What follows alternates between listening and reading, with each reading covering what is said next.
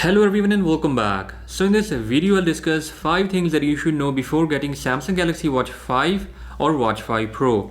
Also I have giveaway of this cool retro design watch face which is Inspire 13, available on Google Play Store for Wear OS and Tizen OS. So do check it out as well. Link for free coupons is down in the description. First of all, we have a new body temperature monitoring sensor with this year's Galaxy Watch 5. But it will not be available out of the box at launch. Samsung will push an update later to enable this sensor, and there is no confirmation yet that this will be available in every region or not. So definitely keep this thing in mind if you're just looking to buy Galaxy Watch 5 for this new sensor. A lot of people were concerned about watch band size on Galaxy Watch 5 and Watch 5 Pro. Surprisingly, both smartwatches have same 20mm gapless watch bands like last year's Galaxy Watch 4.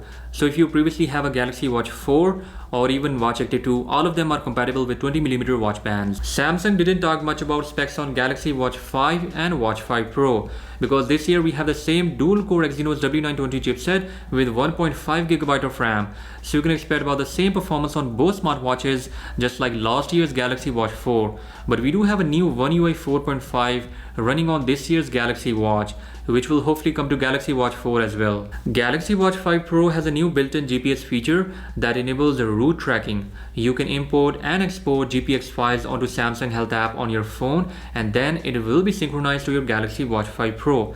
This feature is not available on regular Galaxy Watch 5 model. So if you're a person who just uses watch for workout and running in the absence of phone, then you should consider Galaxy Watch 5 Pro.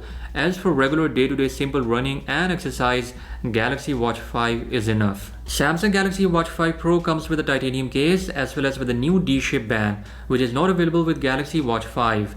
But you can pay a bit of extra money to get that D-shape band. Also, Galaxy Watch 5 Pro has a rubber case that you can buy separately from Samsung.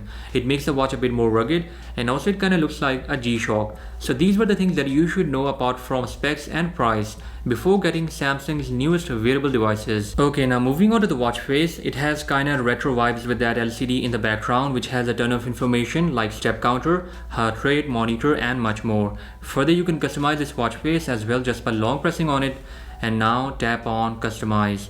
Here first of all you can change the background lines present here. As you can see that now they are changing. Then you can change few settings with complications.